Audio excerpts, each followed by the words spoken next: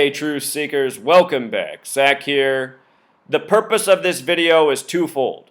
One, to expose the scripting in last night's Monday Night Football game, the Philadelphia Eagles defeating the Chicago Bears. And two, to further explain how to successfully decode and predict the rigged outcome of NFL football games. Yesterday, I made a prediction at the end of my Week 2 review video saying why I thought the Bears would defeat the Eagles. And in that prediction, I left out something very crucial, which is why I predicted the wrong outcome. And just remember, I am a human. I make mistakes.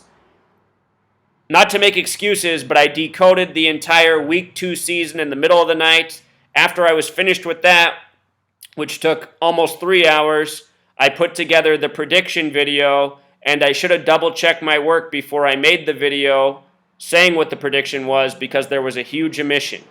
To successfully predict a football game, you have to do these 3 things every time. You have to decode both coaches, you have to decode both starting quarterbacks, and you have to decode the history of the matchups between the respective teams of the game you're looking at. And in my preview video, I decoded both coaches. I looked at the history of the matchups. What I forgot to do was decode the Eagles quarterback. I decoded Jay Cutler, the Bears quarterback. I completely forgot to do Carson Wentz, the Philadelphia Eagles quarterback. And by forgetting that piece, it made all the difference in the prediction. Think about this. If you were seeing a puzzle put together and you didn't know what the puzzle was supposed to look like, if a big chunk of the puzzle was missing and someone asked you what the puzzle was of, you might very well say it was a picture of something that it truly wasn't. But if the puzzle was all the way filled in, you would have a clear picture of what the puzzle was. Yesterday, by mistake, I made a prediction on what the outcome of the game would be without fully decoding all of the necessary elements. And also, if you're wondering, you can go above and beyond. You can decode the star players of the team. If they're a running back, a defensive player, there's more clues. But if you do both coaches, both QBs, the team history, you're going to make the correct prediction the vast majority of the time, just like I do. So again, mistakes can be made here. If you want to be deadly accurate, you got to be thorough. You got to make sure you didn't skip any steps. So we're going to talk about that as we go through this. Let's talk about the Philadelphia Eagles who won. They are currently in their 84th season. They were established in the year 33. 84 is a very special number to the United States of America.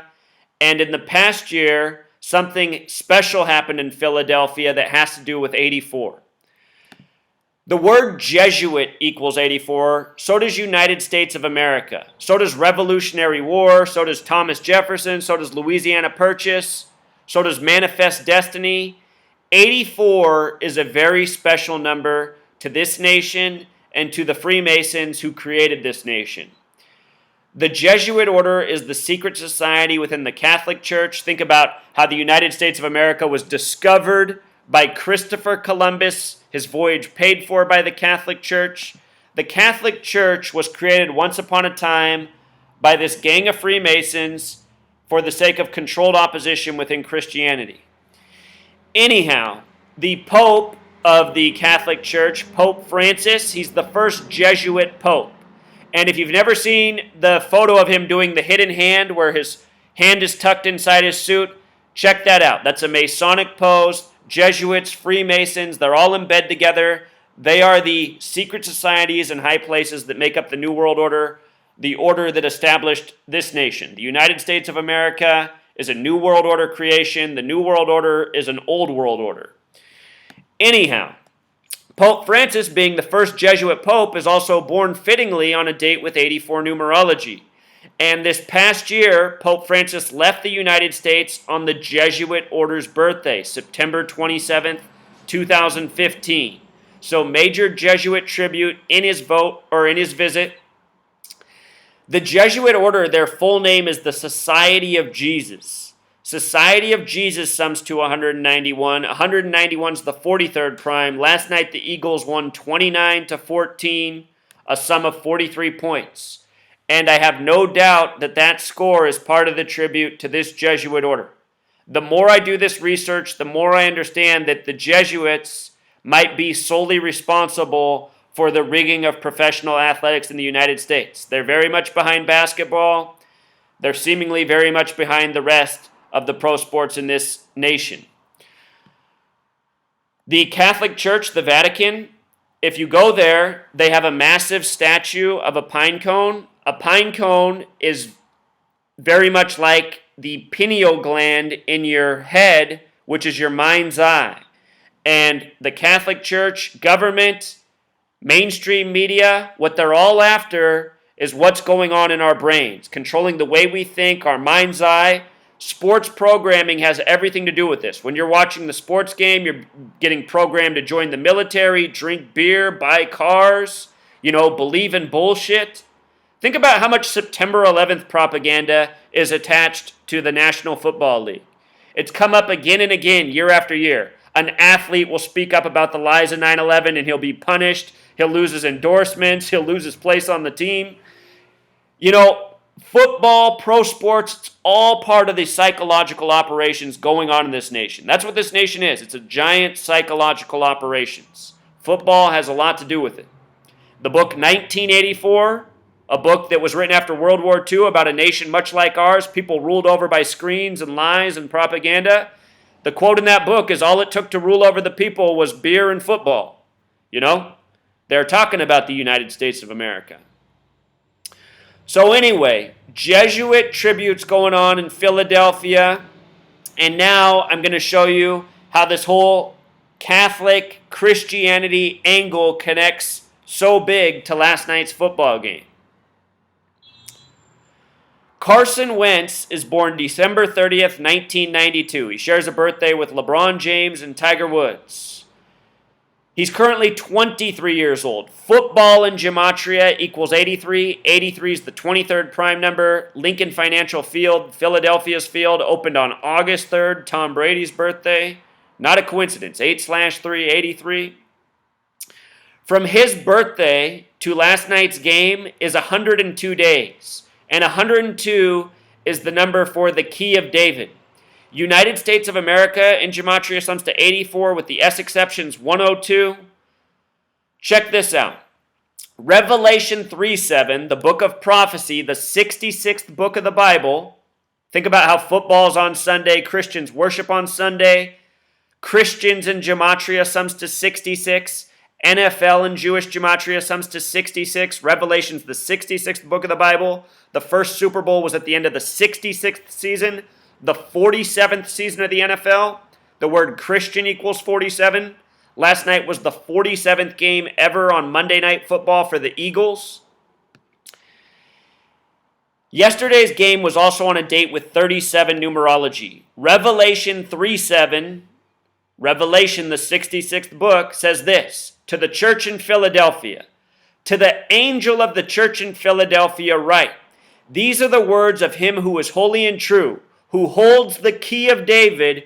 What he opens, no one can shut, and what he shuts, no one can open. So notice Philadelphia, key of David. Now we're talking about the quarterback, Carson Wentz, for the Philadelphia Eagles. This big game on a date with 37 numerology, 102 days before his birthday. The word angel has gematria of 39. Carson Wentz is playing for the Philadelphia Eagles on the 39th parallel. He was drafted out of North Dakota, the 39th state. 39th state, 39th parallel. Look at Revelation 3:9. Behold, I will make them of the synagogue of Satan, which say they are Jews and are not, but do lie. Behold, I will make them come and worship before thy feet, and to know that I have loved thee. So look, the synagogue of Satan was coded into last night's game. Last night's game was the 64th game ever for the Chicago Bears. As I've been explaining, Chicago and New York are the Masonic Zionist meccas. Zionism is the same as the synagogue of Satan. Zionist Jews are false Jews. Anyone who's Jewish who says they support Israel is a false Jew. They are a member of the synagogue of Satan, because in the Jewish holy text it says the Jewish people are not to have their own state. So Israel goes against the Jewish faith. If you're going against the faith, that makes you false. So false Jews or Zionist Jews are the synagogue of Satan. The mayor of Chicago is Ram Israel Emanuel, who was born on November 29th, the 333rd day of the year. The same day in history, the Zionist state of Israel was established in the year 47. His name, Ram Israel Emanuel, is no coincidence. His brother, a member of Irgun, the Zionist militant group, who's now the owner of the UFC. Look at this. Israel equals 64, Zion 64, Thelema 64. Thelema is the occult religion about doing whatever you want that worships the number 93. The Zionist state of Israel was drawn up September 3rd, 1947. Everything about that nation's history is 93. Somebody just pointed out recently that their missile defense system, Iron Dome, even sums to 93. So Thelema, Zionism, Israel, it's all related. All worshiping the number 93. Look at the gematria of Synagogue of Satan, 64, just like Israel. Do what thou wilt, the motto of Thelema, 64. Soldier Field, 64. Again, Chicago, the Zionist Mecca. It was Chicago's 64th game on Monday Night Football. And with the Synagogue of Satan tribute, they were defeated by the angel Carson Wentz, Mr. 39 in Philadelphia. And had I decoded this before the game, I would have saw all this right away, because this is what I've been writing about and explaining for years. It's amazing to me that I missed this. Makes me want to beat myself up like Edward Norton in Fight Club. But anyway, it's also a reminder to you. Do not trust me. I've said this so many times. Do not trust my picks. I'm here to teach you. I'm here to show you how it's done. I'm not here to be believed. I don't want you to believe me. I want you to listen to what I'm saying, learn this knowledge, apply it yourself, and make the same finds without me. There might be a day that I'm not here anymore. Then what are you going to do without me? If you've taken the time to learn the skill, you'll be just fine. What I am teaching you is 100% valid. My predictions aren't always going to land. I'm going to make mistakes sometimes. All of these should be lessons learned. Show you something else about Carson Wentz, the angel. The day he's born is a date with 153 numerology. This is the number of the miraculous catch in the Bible. If you've never read the story about the miraculous catch, Jesus catches 153 fish. Interestingly enough, the Illuminati equals 153. What the Illuminati are these gang of Freemasons, Zionist Jews who've been operating, ruling throughout history. Anyhow, Philadelphia, the city with the key of David, was established in history on October 27th, 1682. That's a date with 135 numerology, just like the gematria of the key of David. If you put the in front, it's 135, a reshuffling of 153. If you drop the, it's 102, like how it was 102 days till his birthday. All of these methods are interrelated. You want to do all of this when you do your decoding. Having a the in front of the word is relevant. And think about how they made the coded with 33, the number of Freemason obsession, the word we use the most in our language. Hard to say a sentence without the word the. So we've covered all the revelation elements, what was coded into this game, why Carson Wentz won in the Bears' 64th game ever, in the Eagles' 47th game on Monday Night Football. Both very relevant numbers. Again, the word Christian, 47. The Freemasons have something called Euclid's 47th problem, which is about establishing foundation. The word foundation equals 47. The word framework equals 47. The word authority equals 47. Christian, 47.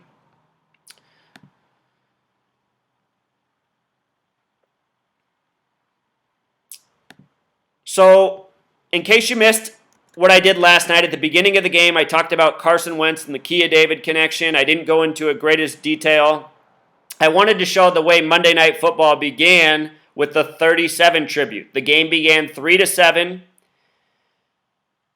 The first touchdown scored of the game was number 33, Jeremy Langford by the Chicago Bears. making the score 3-6, and then with the extra point, 3-7. The name Jeremy Langford has the same gematria as Monday. We're talking about Monday Night Football. The Bears were going for their 27th win on Monday night. The Eagles already had 27 wins. They ended up getting their 28th win on a date with 28 numerology. But look at this. MNF for Monday Night Football equals 33. The first player to score, number 33, of course, a touchdown.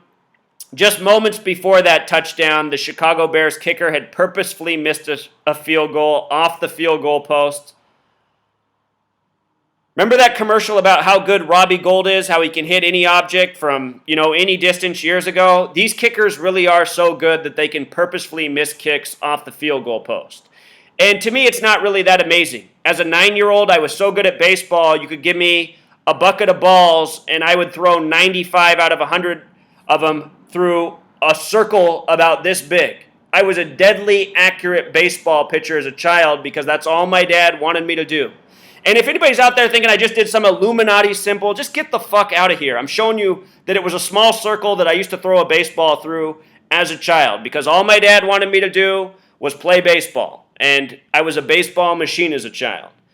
So anyway, a professional kicker being able to put a ball off a goalpost, to me it's not that impressive. These guys are grown men, they're adults, they're paid millions of dollars to play this sport, they should be that good. All of us as human beings can learn muscle memory, can get good at things that we put our minds to and practice to. So many people are in awe of professional athletes because they're not athletic themselves, they've never played these sports, they don't really have any real understanding of the games. They're just spectators, they're just viewers, they don't understand how it can be rigged. For someone such as myself who's intelligent, who's a good athlete, it's easy for me to see through the rigging. So anyway, number 33 scores the first touchdown on Monday Night Football. I love that 33 lines up behind 47. Since my very first video, I've talked about the pairing of 33 and 47, and a pairing that's very important in Christianity, science, to the Freemasons. It's no coincidence that 33 runs behind 47 on the Chicago Bears. Just after that touchdown, they put up this stat that made me laugh. Carson Wentz, he was 9 for 11 to open the game with 49 yards passing. Again, these games are scripted to the stat line, to the hash mark, to the point. Eagles equals 49, Revelation equals 49, Philadelphia named from Revelation, 911, 119, special numbers to the game. Also, the game was in Soldier Field. It began with a score of 3-7 on the date with 37 numerology, as we talked about. Soldier equals 37. Chicago equals 37. The game's in Soldier Field. At halftime, just before halftime began, Philadelphia kicked a 53-yard field goal. Pennsylvania equals 53. It made the score 9-7. And what I noticed is that if the Bears were to lose in this game for week 2 of the NFL season, home teams would be 9-7. The halftime score was 9-7. The Bears ended up losing. Week 2, home teams were 9-7. This is the 97th season of the NFL. Had the Bears won, home teams would have been 10-6, like the number of prophecy. And we're talking about Revelation, the book of prophecy, Philadelphia, the city of prophecy. The first half stats made me laugh because the Eagles had 159 yards. New Testament equals 159. Revelation, the final book of the New Testament, 144 yards for the Bears. I talked about how this game was 144 days after Jay Cutler's birthday. In Revelation, the number 144 is used 2 times. Also, look at the combined yardage. That's 303 total yards in the first half. 303, a lot like 33. Over here is Gruden. The name Gruden's 33. Last year it was Mike Tirico, his buddy, MT 13 plus 20, 33. I don't know who this new guy is. But anyway, the games are this scripted. To open the second half, do you remember what happened, the way the second half began? It began with number 37 on the Bears getting injured. Chicago 37, Soldier 37, Soldier Field, date numerology at 37. The way the second half opened was with number 37 being sprawled out on the field. Was it a fake injury? Was it set up for that? It doesn't really matter. The point is, it's all number tributes. This is the reason this stuff is happening. Shortly after that, number 97 on the Eagles. Here we are in the 97th season. The Bears about to make it 9-7 for home teams this week. Number 97 comes over and gets the fake sack fumble, the scripted fumble. And right away they call out his name, Destiny Vio. What's destiny equal in gematria? 33, like Monday Night Football. If you've never seen the Key and Peele skit from Comedy Central, CC33, making fun of athlete names, you need to check that out. Look at some of the names of players in the NFL. This year, Eli Apple was drafted to the Giants, something I predicted a month before the draft. You know, a couple years ago, it was Ha Ha Clinton to the Packers. And then the year after his rookie season, he changed his name to Clinton Dix. Come on, people. Clinton Dix. This is a tribute to Bill Clinton and the blowjob stories, which were all bullshit by the number. The name Clinton equals 33. If you've seen my video on Bill Clinton and his accusers, almost all of them have 33 names. Ha Ha Clinton Dix plays for the Green Bay Packers that have the big G on the side of their helmet. The symbol of the Freemasons in the middle of their compass and square. Big G in Francis Bacon gematria represents 33. You know, Destiny Vio, number 97 in college, number 97 in the NFL, Monday Night Football, all the 33. Anybody who watched the Bears game, it was just typical rigged NFL bullshit. Players purposefully fumbling, you know, dropping balls when they shouldn't. I don't know how the NFL has so many fans. It's like people love being messed with, played with. Watching $1 million men who play these sports as professionals and then make the dumbest plays. You know, I grew up as a wide receiver. I have great hands. I'm a good athlete. I never dropped a pass in my football playing days. I watch NFL receivers drop the easiest passes every week, and it just makes me want to scream at the TV, even though I know it's fake. How can men who are supposed to be the best at their game be dropping so many balls, fumbling so many balls? I mean, how many times have you seen these NFL players just run through a pack of guys with the ball just hanging out like idiots and fumble? It's because the games are scripted. They're supposed to fumble. They're just fulfilling their role as athletic actors. The real reason they're paid so much money is because it's all an act. It's all a show. It's used to distract the manpower of this nation. So again, the Eagles won. Football equals 29. The Bears are stuck with 29 wins on Monday Night Football. The Eagles earned their 28th win on Monday Night Football. It was also a date with 28 numerology. Notice the Bears quarterbacks had 29 passing attempts.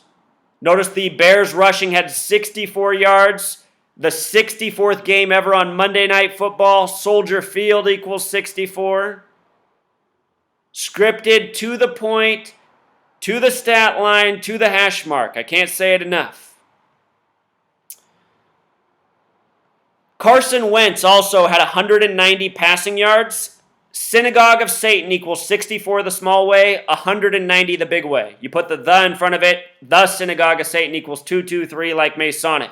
No coincidence that Carson Wentz had 190 passing yards in defeating the Synagogue of Satan by the numbers. Scripted, to the stat, to the hash mark, to the point. Undeniable.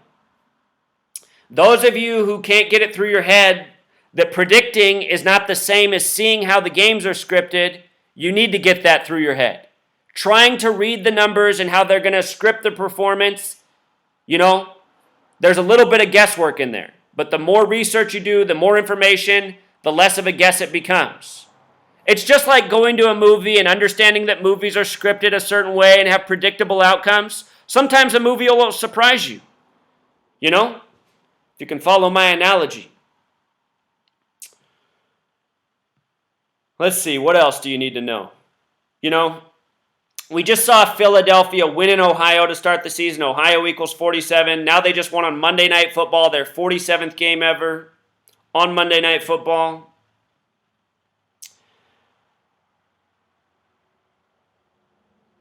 Again, Monday Night Football starts at 8:30. Football equals 83. 83 is the 23rd prime number. Carson Wentz is 23 years old.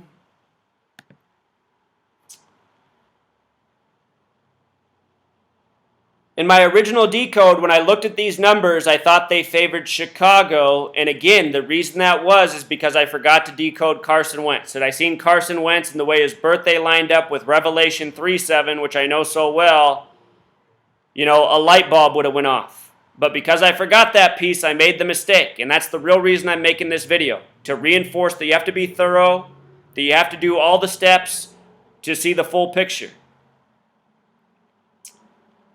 With regards to the 44, it was the 44th game all-time between both teams. Again, it came 144 days after Jay Cutler's birthday. If you add the divisors of the number 44, they sum to 84. The Eagles are in their 84th season. I overlooked that. The more you know about these numbers and their relationships, and you can come to know them pretty quick by following my channel, by doing this work, the more accurate you're going to be with your predictions as well. The Eagles last night got their 11th win against the Bears with the new quarterback, number 11, Carson Wentz, in their 47th Monday Night Football game, 4 plus 7, 11, 11, the master number in numerology. The head coach, the new head coach, the rookie head coach is now 2-0. Last night's game came exactly 33 weeks after his birthday. 33, the big number for Monday Night Football. The way they abbreviate Philadelphia on the screen has that 33 gematria. Keystone also equals 33. Philadelphia from the Keystone State, Pennsylvania. So anyway, things like this are why I went to the Bears. Again, if you don't have the full picture, you can be misled. I saw that it was going to be John Fox's 18th game with the Bears. A lot of things lining up for Chicago. Fox equals 18. Bears equals 18. Even if you understand everything, you can still make mistakes. It's not always easy to read the predicted outcomes. But if you go through my history, the vast majority of my predictions are correct. And I've also said this before. To me, this knowledge is more useful in predicting season outcomes way in advance, which I've been very successful at, as opposed to predicting day-to-day games. Because so often in the games, the way they're scripted, there's these overlaps, and it's possible to read it the wrong way, as I sometimes do. Jay Cutler was 33 years old. He got to play the GOAT. Again, it was 144 days from his birthday, 144 passing yards in the first half, 144 a number of revelation. He came in with 137 games under his belt. 137 is the 33rd prime. In other words, there were 33 connections going to Philadelphia and Chicago for Monday Night Football, but the strongest narrative that prevailed was the Carson Wentz prophecy narrative. And you know what I'll say to close this out? What I have noticed overwhelmingly, we already know this, the NFL is a QB-driven league. It seems to me that if there are conflicting narratives that make it hard to determine who's going to win that game, the narrative I would go with above all for football is the quarterback.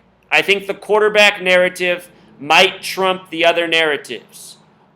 All the information is relevant and important, but if you're having trouble making a call based on the information, I would go with the quarterback above all. Yesterday when I did my prediction video, totally omitted Carson Wentz, even knowing that. And why did I do it?